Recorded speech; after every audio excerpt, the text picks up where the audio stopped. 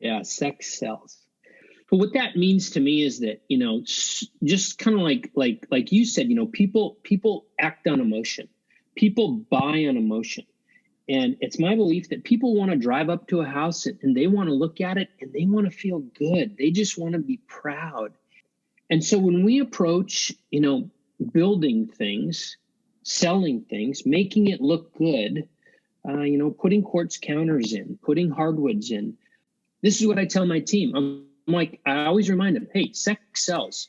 So what that means is that the nicer it looks, the better it looks, the more it's going to sell and the easier it's going to sell. Welcome to Racking Up Rentals, a show about how regular people, those of us without huge war chests of capital or insider connections, can build lasting wealth acquiring a portfolio of buy and hold real estate. But we don't just go mainstream looking at what's on the market and asking banks for loans, nor are we posting "We Buy Houses" signs or just looking for, quote, motivated sellers to make lowball offers to. You see, we are people-oriented deal makers. We sit down directly with sellers to work out win-win deals without agents or any other obstacles and buy properties nobody else even knows are for sale. I'm Jeff from The Thoughtful Real Estate Entrepreneur. If you're the kind of real estate investor who wants long-term wealth, not get-rich-quick gimmicks or pictures of yourself holding fat checks on social media, this show is for you. Join me and quietly become the wealthiest person on your block. Now let's go rack up a rental portfolio. Thanks for joining me for another episode of Racking Up Rentals. Show notes for this one can be found at www.thoughtfulre.com/E103. Please do us a big favor by hitting the subscribe button in your podcast app. It really helps fellow thoughtful real estate entrepreneurs to find this show. Onward with today's episode. And in today's episode, I'm really pleased to share with you an interview I recently did with a great real estate entrepreneur and a friend of mine, Mr. George Hale. Now, George can bring all sorts of different perspectives to our conversation that we don't normally get to have on the Racking Up Rentals show. George is a home builder. He and his partner build lots of new homes in either small developments or in infill situations and lots from scratch. And George is involved with acquisition and finance specifically. So he's out there beating the streets just like we are, trying to find properties to acquire and negotiating those purchases often in the living rooms of those sellers, but with a different idea in mind about exactly what's going to happen with the land that he buys. So it's really fascinating to get to hear his perspective on what he's looking for, what some of the red flags are that he's making sure aren't happening, what some of the techniques he uses are to be able to put great deals in contract that will be conducive with the realities of what a schedule is like for building out a huge project with multiple lots and all sorts of cool stuff. So instead of me summarizing this awesome interview, let's just get right to it. I hope you enjoy this as much as I did. All right, fantastic. George, thanks so much for hanging out with me today. You bet, Jeff. I'm excited to be here. Yeah, well, I'm excited to have you. I've been looking forward to doing this. I think you are going to be able to bring like a different perspective and different sets of topics that we often think about and discuss on this show. So I'm really fired up for that. So why don't we start there? Like, talk to us about what do you do right now, and then let's also just talk a little bit about what are some of the things in real estate you've done over the years that sort of landed you where you are now. Sure. So I have a company called Woodhill Homes, and we build houses, subdivision houses, primarily, in Oregon. We do about 150 houses per year, and we specialize in subdivisions that are, let's say, 20 lots to 100 lots. Price ranges we're in are first-time home buyer and then first-time move-up buyer. So that's primarily what we do now. My history is, I've been interested in real estate since I was in high school. I'm 51 now. So kind of been in it for a long time. I graduated college and I started selling real estate. And I always knew that I wanted to be a builder and or a land developer, right? And so I started flipping houses when I was in college. And then once I was selling real estate, and then that kind of molded me into building houses. And so other things I've done, I've owned rentals. During the downturn, I bought 30 foreclosures around the country for on average of $5,000 to $10,000 each. And then we turned around and sold them on contract to buyers. I've also built apartments. So, yeah, so you've done a lot of different things. And would you say that, what you're doing now is kind of the informed result of all those, like sampling a lot of different things and saying, oh, this is really where I like to be the most? Or is this kind of a current phase? Do you see yourself doing different things in the future? Yeah, it's a good question. I think that ever since day one of getting into real estate, my passion was really land development. Mm-hmm. And kind of what I like about land development is how you go about and find the deal, how you put the deal together, so all those components, it really is kind of it's a process and it's a relationship. And I've been doing subdivision development for probably the last 20 years. And so this is just kind of an extension of what I've been doing for 20 years. In the future, I think we're going to, continue on doing the same thing. Housing doesn't, the forecasts are that, we need more housing. So yeah, it's kind of a culmination of I think everything I'm good at. And I've just got a really great team around me now that builds the houses. And so, yeah. And so you've got a partner in this business, right? So how do the two of you kind of divide up your roles? Like what areas do you handle the most? Yeah, so I primarily handle the land acquisition and land development and finance. My partner, he is just a wizard at building houses, scheduling, purchasing, managing the people. And so that's the side of the business that he takes over. So I'm more kind of big picture, thinking about the future. He's more detailed, thinking about right now. Yeah.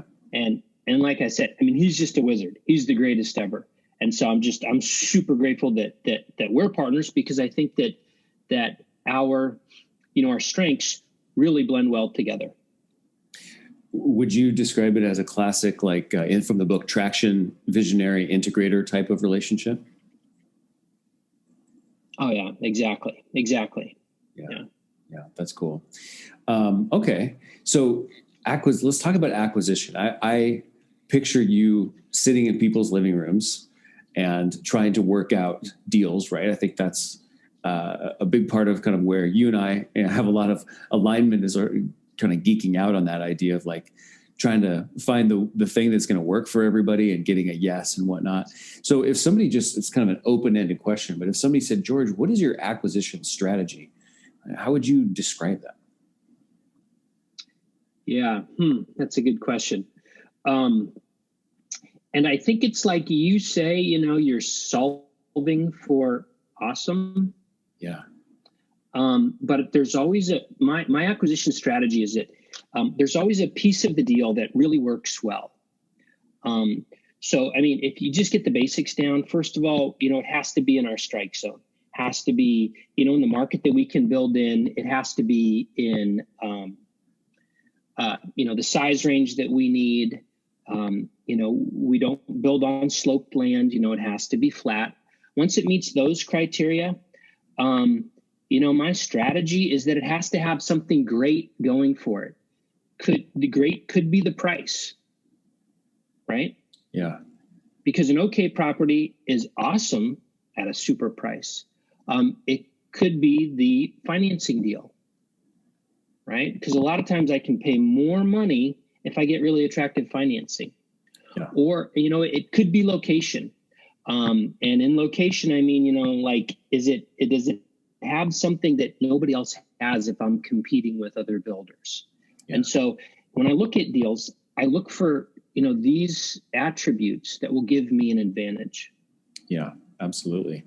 So development, when I think about development, which I haven't really done, myself, but when I think about development and the process of buying a piece of dirt, paying for it, and then really not being able to do anything with it for a long time while permits are taking place and all that kind of stuff, that really suggests a need for creative deal structure, right?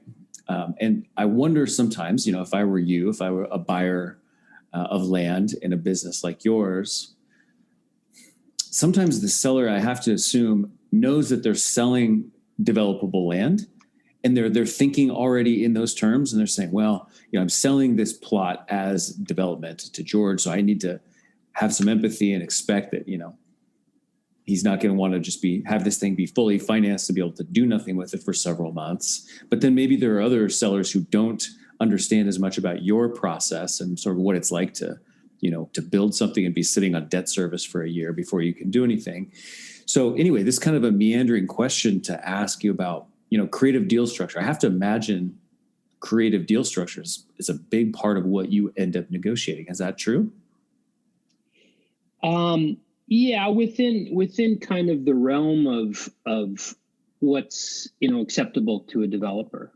So typically what's acceptable to a developer is we only close on the land once we have the approvals in place to do what we think we can do with it to build houses on. Mm-hmm. Right? I mean, I think it probably goes more towards speculation when you buy land not having those approvals. Yeah. Because so many times, you will go in for an application and the city comes back and they say, well, we need a pump station. And those can range anywhere from $500,000 to $1 million, right? Which kind of throws your numbers all out of whack. So within the realm of, knowing what we need to do with the property and getting assurances on that, that's where the creativity kind of starts. Sometimes we would have, let's say, an owner subordinate some land. We might do what they call a takedown schedule, where we don't, buy the entire property all at once. We'll kind of chunk it out. But a lot of it's driven by what's important to the seller. Exactly. I mean, so many times the seller is just stuck on their number, and they'll give you the moon. They'll concede on every other deal as long as they get their number. Yeah. And so, part of the creativity is really kind of that probing to figure out what is the most important thing to them. And what I think about is, if I can find out what the most important thing is, give it to them, I can get everything else that I need. Yeah. And if I can make the deal work within that, I mean, it's like everybody's happy. Yeah, absolutely. I call that the one big thing. That one thing that if you don't scratch that itch, there's no deal that's going to happen. But I love the idea of thinking about when the seller's one big thing. I think about, like, if you watch a magician. A magician gets you focused on one thing, right? They've got you focused on like what they're doing with their hand. And it's meanwhile with their other hand somewhere else that they're actually doing the trick, but they've got your attention directed on, on the first hand. And I feel like with sellers, a lot of times it's kind of the same thing. If you can understand where their attention is, great, let's take that and run with it. Keep their attention right there, and then negotiate the other things you need to make it work for you, while keeping their attention on that thing that matters most to them. Do you see it like that too? Oh yeah. I mean, that's a great example. I mean, that's almost exactly how it is. And so many times, the thing that's so big to them is important to me, but these other things are way more important. Yeah. Just so much more instrumental in making a deal work.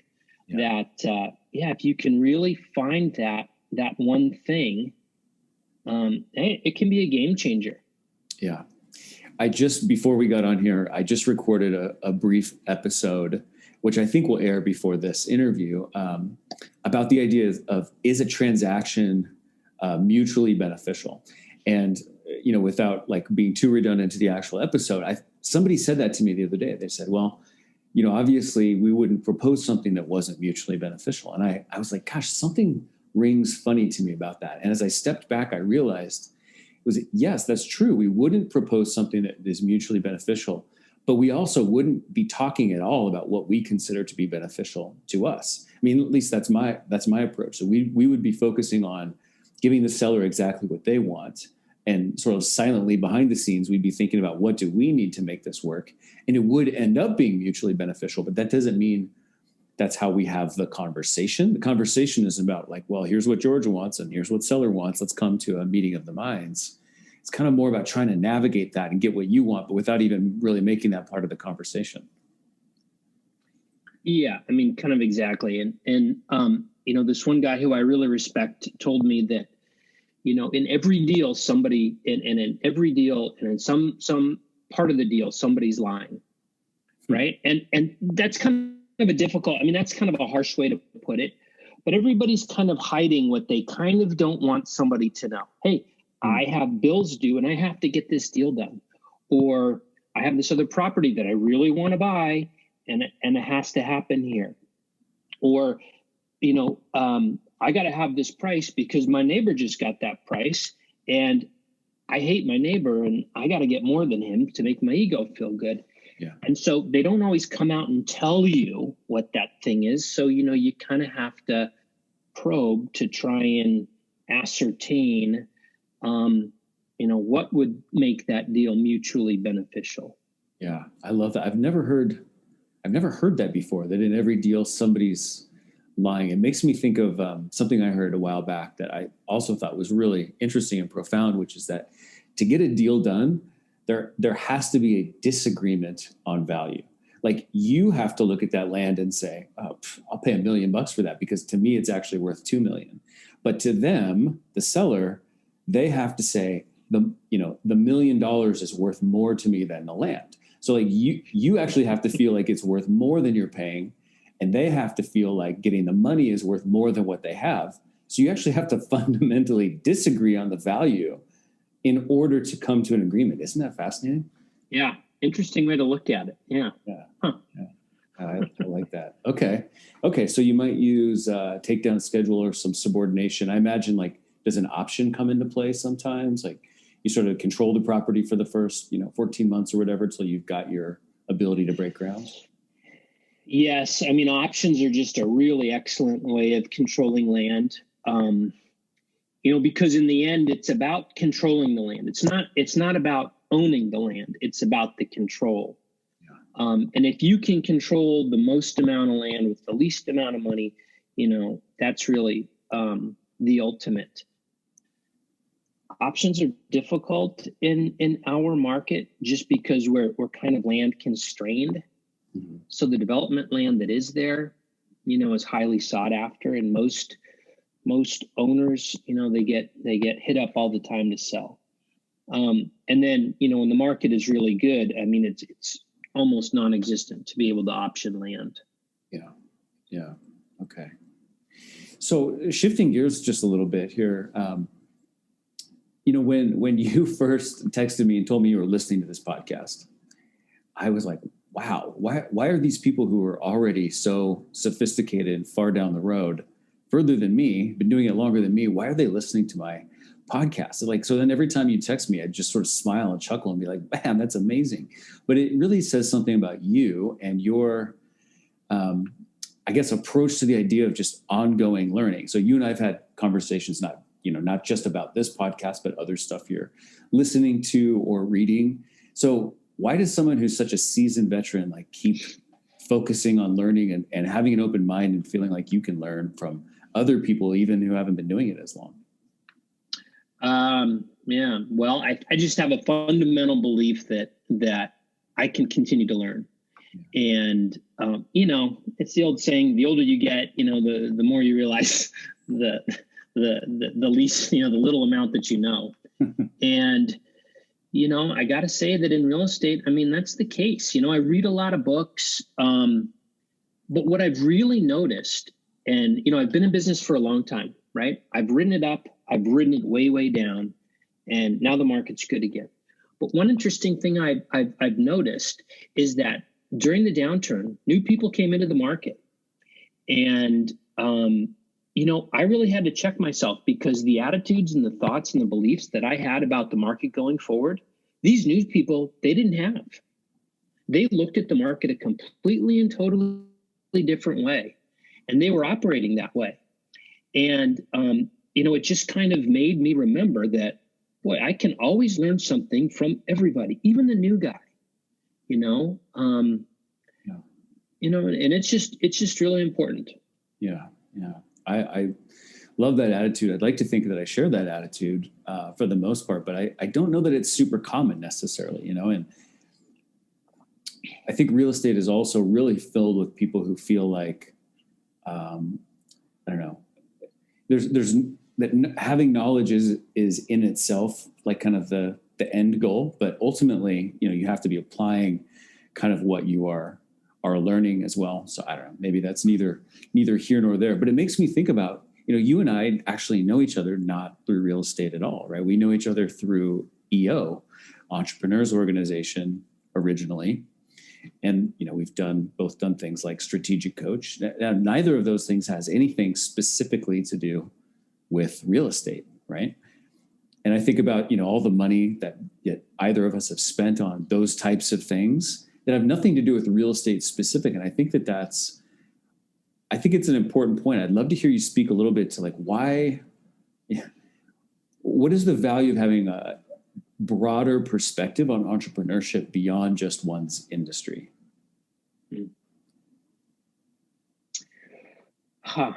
Interesting. Well, let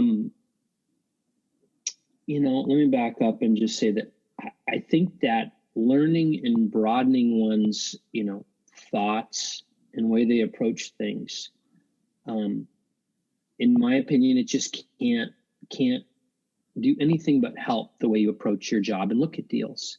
You talk about creative deals a lot of times, and I think that creative deals necessitate you look at things from a different angle.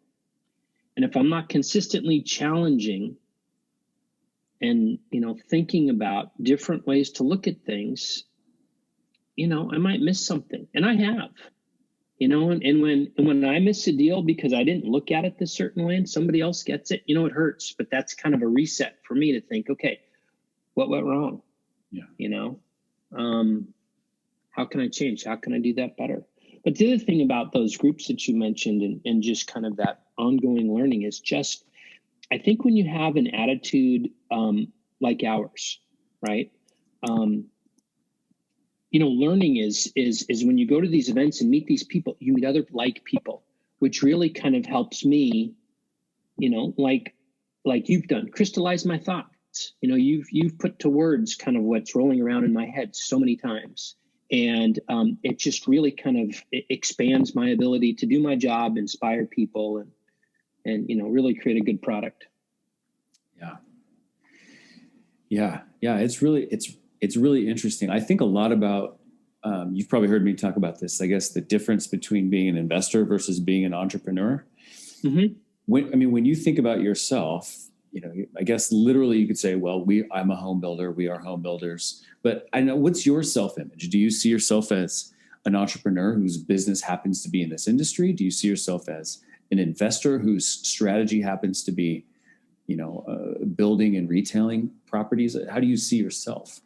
Yeah. First and foremost, I see myself as an entrepreneur, who happens to do his craft in real estate, building and selling houses. Secondly, I would be an investor, and because I'm in the business, I can build houses, keep them as rentals. And we do that as well. But first and foremost, absolutely, I'm an entrepreneur. That's just the way my mind thinks. I'm always thinking about how to do it better, how to do it different, how to do it bigger, how to do it more. Yeah. That's like really exciting. That makes me get out of bed and just kind of lights that fire in me that just wants to go get them. Yeah. I also believe on the other side, the investing side, I think the way to build long-term wealth is through real estate. Mm-hmm. Right. And it's not a get rich quick thing. It's a slow and methodical, way to have and attain wealth. Yeah. And so, one thing you did mention before is in your family, you and your wife have another business, right? Completely different type of business. And I have to think that somehow, you are, when you're thinking about the other business, you bring what you've learned through real estate to that. And when you're looking at your real estate business, you bring what you've learned through the other business into this. And in my mind, I have to just imagine that makes you more of a well-rounded, I don't know, you think at a higher level kind of, right? Because you're not just necessarily in the weeds of real estate or food service and stuff like that. You can kind of rise above a little bit and sort of see some of the principles that apply to both. I mean, do you feel that way? Yeah, absolutely. A lot of the lessons that I've learned and the way that we have to operate in real estate, I've taken to the other business. And I think that I've really been able to kind of inject, quite a bit of not really life, but, just that extra added piece that they don't really have because of my experience. Yeah. And conversely, too, taking from that other business into home building, a lot of the same issues kind of apply, just across the spectrum of business.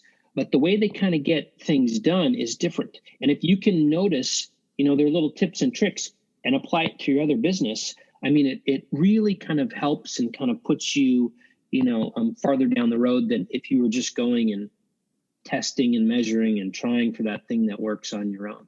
Yeah. When you and I saw each other the other day, I asked you, gosh, how was this COVID experience like in your other business? And one of the things that I was really struck by is that you said, well, it's been okay, but the fact that I went through some adversity in the 2008 downturn in the context of real estate actually helped me have more perspective, not just in terms of real estate now, but actually perspective on how to weather the storm from the other business too. And I love the kind of cross-pollination, I guess, of those things, like you learned it in sandbox A, but now you're applying it in sandbox B. And I just think that's really, really cool. Yeah. Yeah. I mean, that's the benefit of experience, is that now you have it.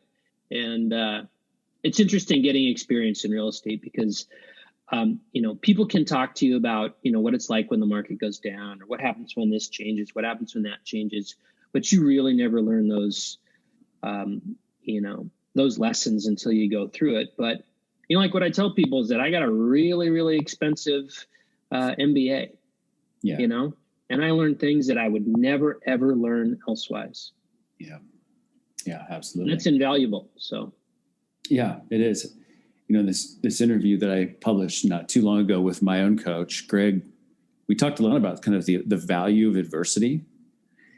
And one thing, I don't think we talked about this expressly, but as I was later, actually, I was re-listening to the interview myself, and I thought about there's kind of a difference between having a mentality of there's a silver lining and then thinking adversity is beneficial. Because silver lining is sort of like a retrospective, nice way of, I don't know, just putting a positive spin on some crap you went through.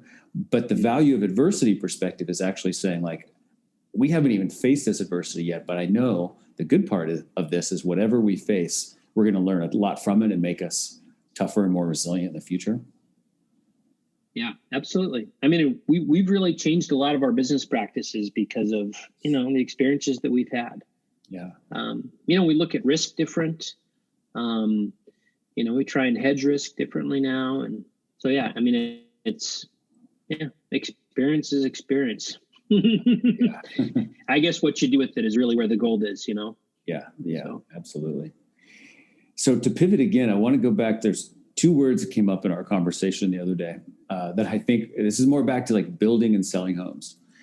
Sex sells. Tell us what you meant when you said that to me the other day. Yeah, sex sells.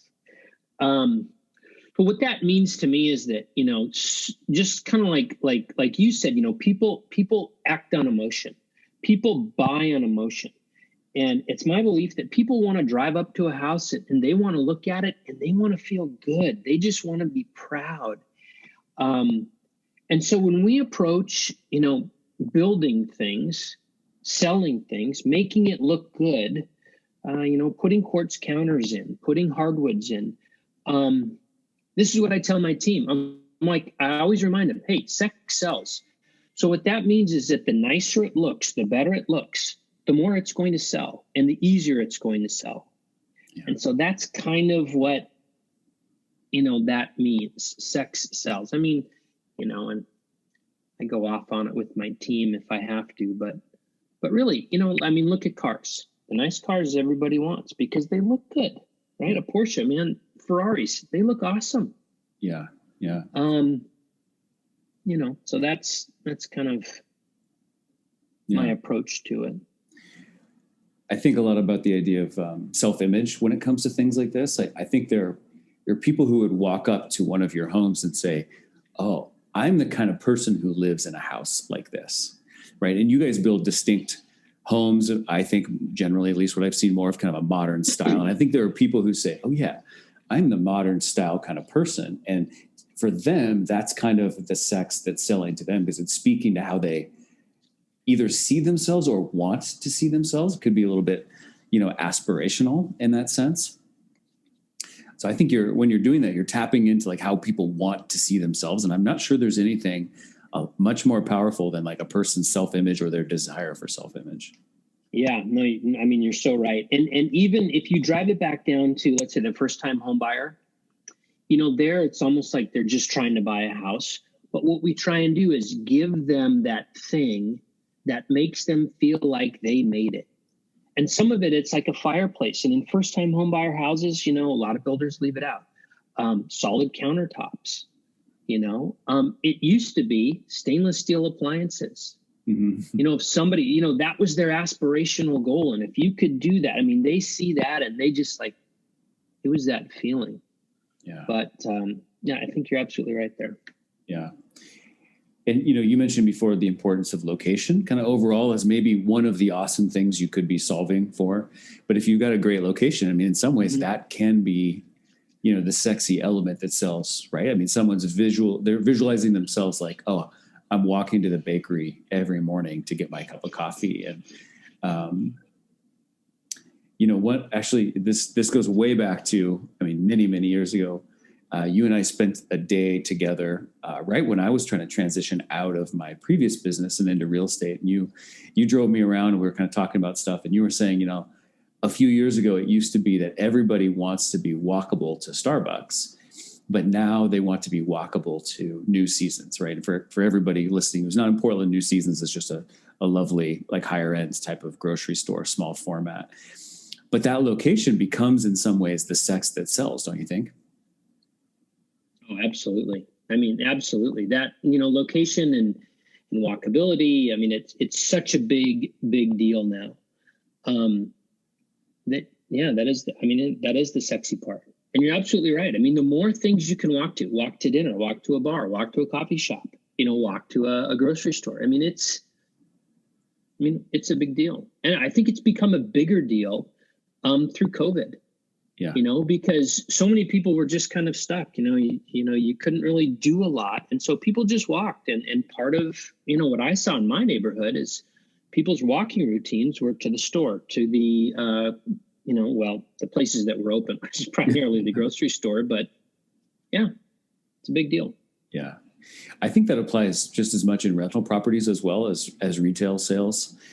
One of the things I try to make clear to people, I think, is that it's easy in rental properties, I think, to have a mentality of like, oh, if the numbers work, that's all that matters to me.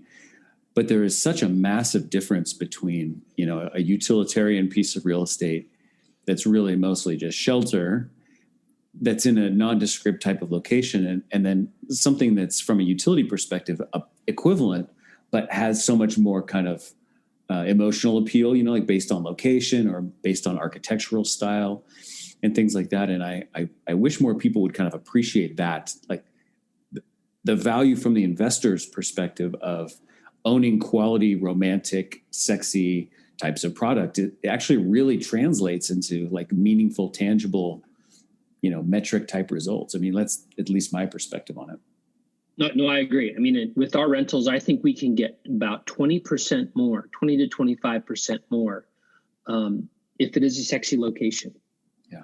If it's in a location that, you can walk to coffee, you can walk to the grocery store, Everything is right there. People talk about living in a bubble, and if you can reduce your bubble to where you can live, to everything's walkable. I mean, I think that's an enormous intangible. It's really tangible, but it's not translated on paper that well. Yeah. And what we found is that people pay more for that. Yeah. Yeah. How do you decide which product that you build you will keep versus sell? And do you know in advance of closing on the land in the first place what your play is going to be?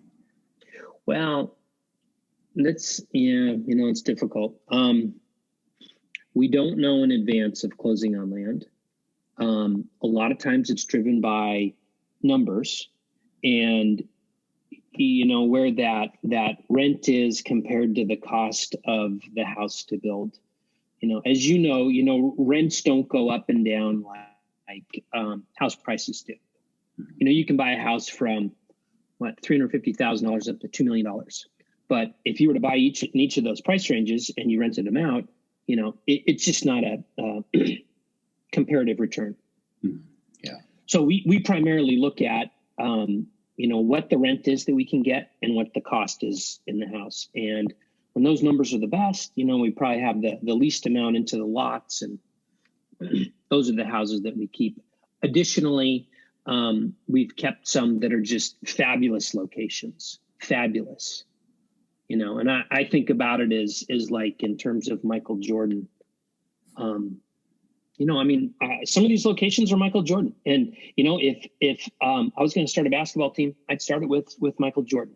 It's not going to go down in value, and it's always going to be the greatest location. So. Yeah. That's awesome. I love that.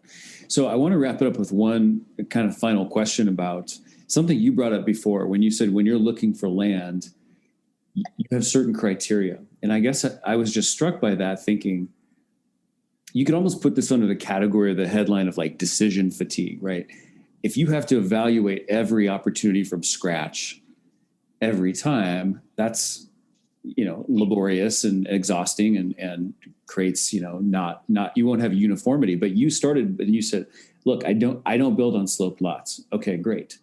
I don't do this type of thing. I don't do that type of thing. And that makes it easier for you to, make decisions. I think about my version of that would be like, basically, I don't buy properties where I'm going to have to get a bank loan.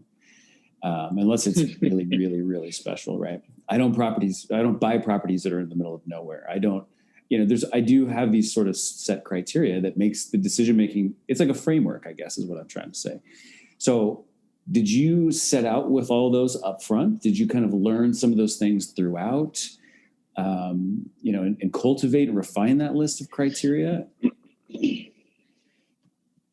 When I started, I pretty much walked into it with the criteria that I had to get a good deal because I didn't have enough confidence in my ability to execute, and I didn't want to lose money. And so that set me up to only look at a certain number of deals. And so I've just approached everything from there. From there, I've kind of expanded the way I look at deals, and just kind of through greater experience, I understood that, hey, there's just more to it than just getting a great deal, right? There's more to it that can insulate my downside. And so that's primarily where I've come up with the three attributes of what I will look for. Yeah. Oh yeah, that's great. It reminds me of that topic of decision fatigue, where they talk about like the tech CEO billionaires who always are wearing the same thing because they just don't want to have to make that decision every day. They're like, oh, I love that t-shirt, so I have 28 of them, and they just wear the same thing all the time. But it's just one less thing that they have to like worry about deciding in that way. And I think that applies really, really well, to what you and I are doing too. Yeah, no, I think you're absolutely right. Because if you look at what you can buy in real estate, you can go crazy. Everything's for sale, Yeah. But to narrow it down, I think you get better at it, and like you said, it just kind of cuts down on that decision fatigue. Yeah.